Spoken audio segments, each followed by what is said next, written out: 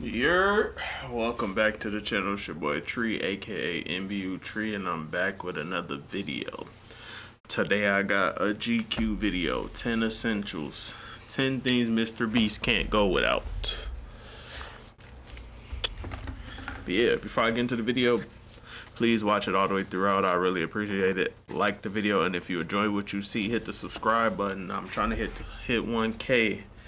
But yeah, without further ado, let's get into the video. I'm taking over the channel. This is now a MrBeast video. 10 essentials I can't live without with MrBeast.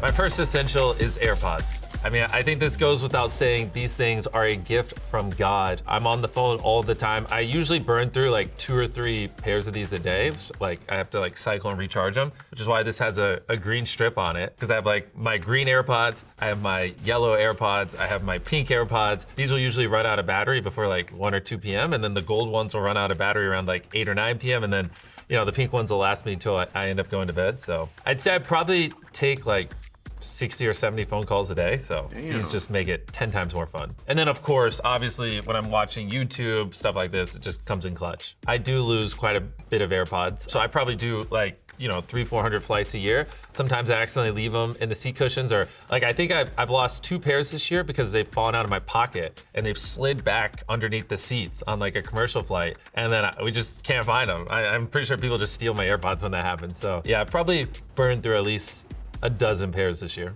Damn, that's crazy. My next essential is a sleeping mask. Give me that bad boy. So I don't know what this brand is, but they are goated when it comes to sleeping masks. I am always traveling, right? Like when we build 100 wells in Africa, or, you know, I'm burying myself alive for 7 days, or we're seeing the difference between a $1 bunker and a $1 billion bunker. I'm always traveling the world, and I can't count the amount of times I've had to take a nap, literally just on the floor of an airport or on the side of the road on a sidewalk. And you put on the eye mask, you know, and then you put in the AirPods, and you can.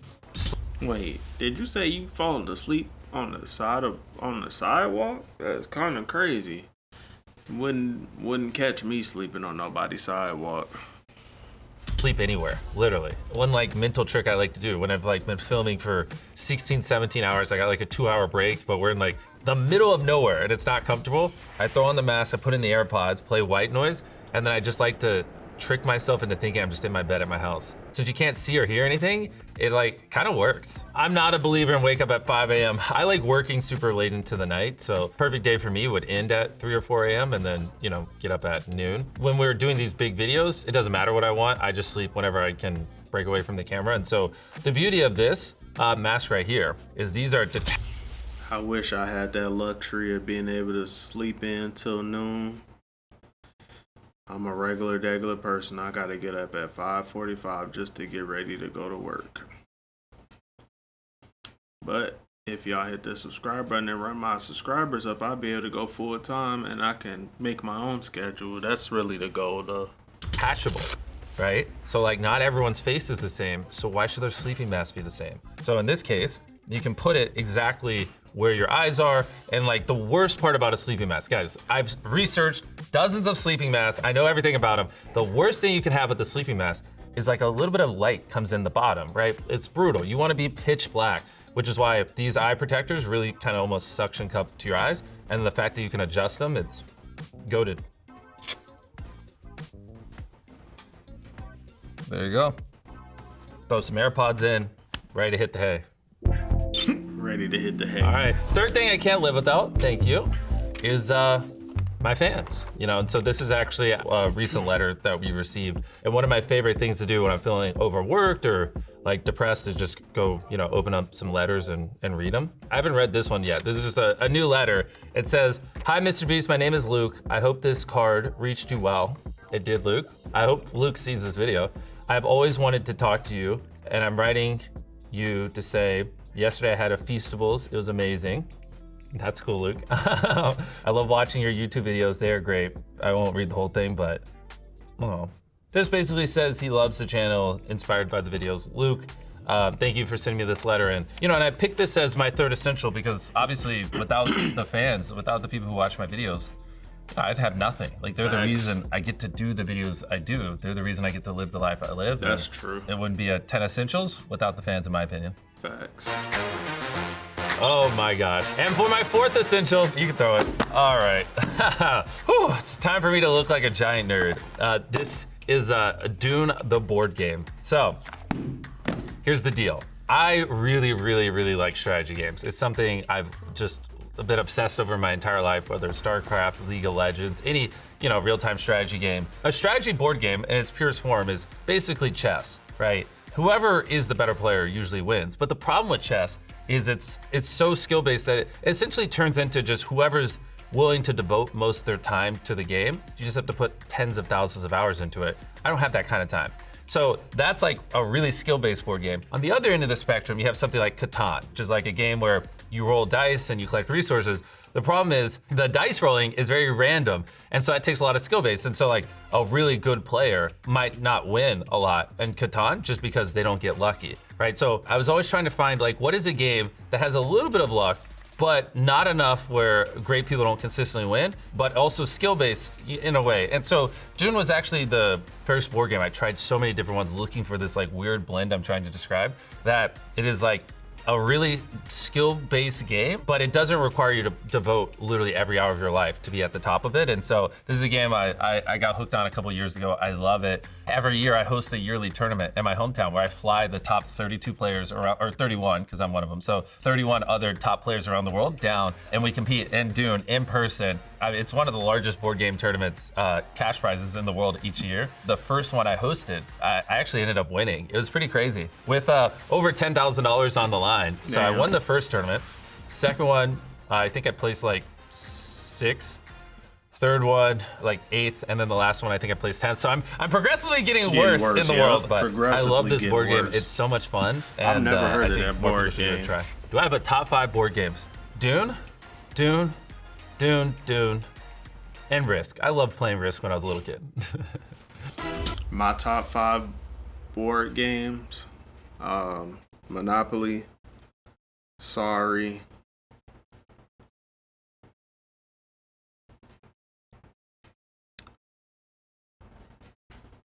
Trouble, Candyland,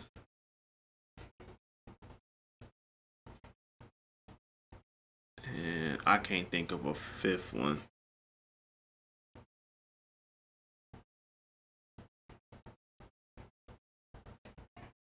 Yeah, I can't think of a 5th one. The next thing I can't live without. Take a guess what this is. I'm serious, leave a comment. I'm curious what you guys think this contraption is. Okay, so basically, your boy's always on the road. One thing that's really hard when you're always flying or you're in Malawi in the middle of Africa, 5 hours away from the nearest city is, getting food that has protein. And so this is actually a heated lunchbox. This thing's pretty cool. So basically, let me show you this. Let me open it up. I love this thing. Oh, you guys actually put food in it. Oh, thank you. You press this button right here and it turns this on. And this is basically just like a stove, and you close it in, and this whole thing turns into a microwave. So this thing is sealed, and so you can just put some chicken and rice and maybe some avocado in here. 5 hours later, when you're on set, grab this bad boy, turn it on, it'll heat it up, and then a minute later, you have like fresh food, like a microwave from home. It also can become cold as well, so this is like fundamentally changed my life. I love it so much. Oh. Nah, that's crazy though. You can already tell Never like knew the bottom they of the had sushi that. is now really warm because it's literally heating it. This is, bro, I love this thing. Is this sushi old? I hope not. I hope I don't die because I ate 2-day-old sushi. Oh, yep, balmy. How do I explain this? I'm really pale. And so when I'm filming outside all the time, I constantly get sunburned. You probably even tell my face is usually a little red. So I like to wear hats like this, just, all around, blocks the sun. Especially in my older videos, people are always like, why are you wearing that weird straw hat? Why are you wearing it? And it's like, guys, I'm filming in the sun for 15 hours. I'm trying not to get sunburned. It's funny That's because smart. when I first started wearing these like umbrella type hats, people were always making fun of me. But after a while, it kind of became synonymous with my brand. Like my skin in Fortnite, he's wearing this straw hat. And my skin in a lot of other video games, I think like Stumble Guys and others. So now it's kind of like cool.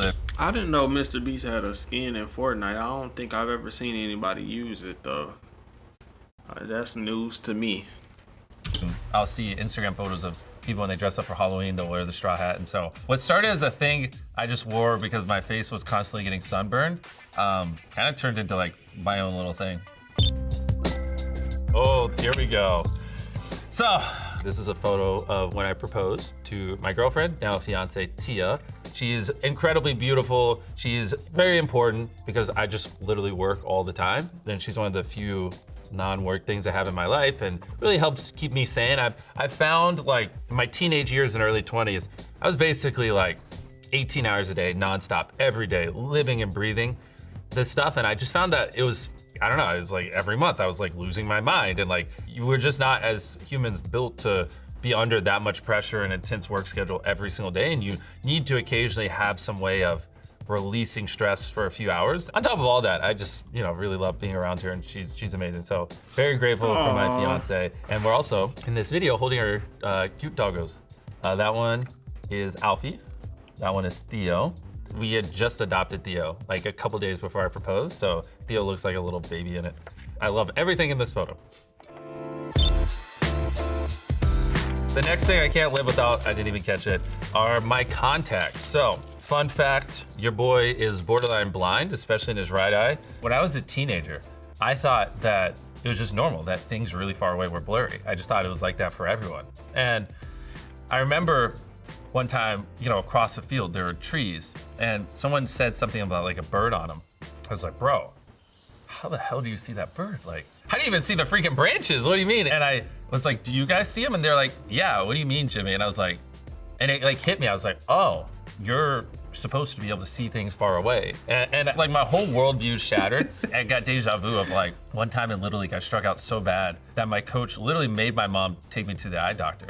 And that eye doctor needs to get fired because I don't know why, but the eye doctor said my eyesight was fine. But there's so many like little times throughout my teenage lives that pointed to I can't see. But anyways, in my early 20s, I like went to a different eye doctor. Within like 2 minutes, he was like, yeah, you're like borderline blind in your right eye. It's pretty bad. And I was like, oh, I've just been 21 years deep with this. And so I started wearing contacts a couple years ago, and that's a complete game changer, obviously. This is just, if you have dry eyes because you're wearing contacts all the time, you just, whip it out, get 2 little drops in. I tried wearing glasses one time.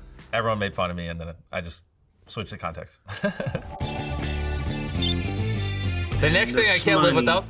Hey, wait, sir, do you know what's in here? His face. No, I'm just kidding. What is actually in here is $10,000. Obviously, if you watch my videos, you've seen we have a lot of these briefcases. I actually have like probably 500 of them in my studio because we're just constantly giving away money so much. So $10,000 is real money. I want to give you this money. Can you split it with the crew? Yeah. All right. I'm taking over the channel. This is now a MrBeast video. Jeremy, here is $10,000. I want you to split it evenly with the crew. I got y'all, man. I got y'all. Trust me. Wait, do you have grills in your teeth? Yeah, I do. Bro, okay. You gotta get some grills. That would be a good video. Yeah, I'll totally get grills. Hey, don't take the whole thing. All right, got you, man. Hey, let's go. Jimmy's a good guy. But yeah, I mean, it wouldn't be a MrBeast video if we didn't give away some money. So thank you guys.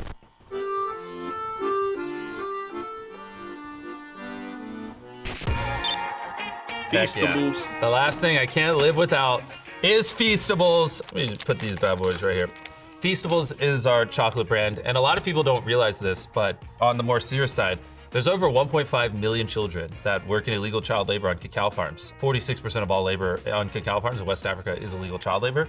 And so I started a chocolate company, and we do 3 things differently than most other chocolate companies. We use fair trade certified beans, and we pay 100% of our farmers living income reference price. And most importantly, we audit and remediate child labor on our farms. So we only work with farms that have child labor auditing and remediation systems on there. So that's, Feastables is something I'm very passionate about. I hope to one day cause a catalyst using my platform plus Feastables to get over 1 million kids out of illegal child labor. Any of you who have ever eaten Feastables, I'm just very grateful for helping us achieve our mission because I don't think you need to use child labor to make chocolate. How about the camera guys? Camera lives matter too. Here you go. There you go. Heck yeah. All right. All right, that was a good little video, man. 10 things he can't live without. Yeah, you made it this far. Like the video, subscribe to the channel, hit the post notification bell so anytime I drop a video. Check out my MrBeast playlist. Check out all my other playlists too, because I don't just react to MrBeast. I react to a ton of other content. Tree, thank you for watching, and you guys have a good one. Peace out.